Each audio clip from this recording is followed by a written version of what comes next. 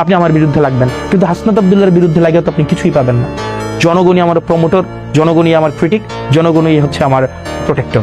এই যে মিডিয়াগুলো, যতগুলো মিডিয়া, আমি তো আপনাদেরকে আমি সাংবাদিকদেরকে সম্মান করি, কিন্তু মিডিয়া মালিক আপনারা যারা আছেন, আপনারা ব্যাংক ঋণ খেলাপি আপনারা যারা আছেন, আপনারা যারা দুর্নীতি করেন, দেশের টাকা বিদেশে পাঠান, আপনাদের নিজস্ব চরিতার্থ হাসিল করার জন্য সাংবাদিকদেরকে, রাজনীতিবিদদের পিছনে লেলিয়ে দেন, আমি তো আপনাদেরকে গুনি না।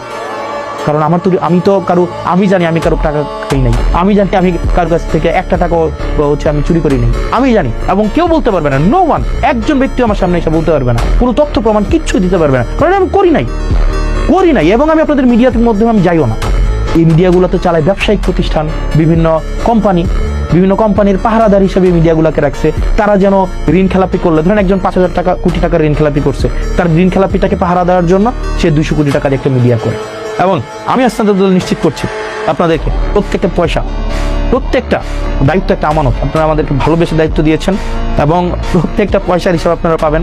এবং এখানে প্রত্যেকটা দায়িত্বের যথাযথ কোন জায়গায় আমার লিমিটেশনস আছে, কোন জায়গায় আমার স্ট্রেংথ আছে, এই বিষয়গুলো আমি আপনাদের সামনে স্বীকার করব। সেটার জন্য আমার কোনো মাফিয়াকে ধরার দরকার নাই, সেটার জন্য আমার কোনো মিডিয়া মাফিয়ার উপর আমার ভর দেওয়ার কোনো প্রয়োজন নাই। জনগণই আমার প্রমোটর, জনগণই আমার ক্রিটিক, জনগণই হচ্ছে আমার দিন শেষে আমার প্রোটেক্টর।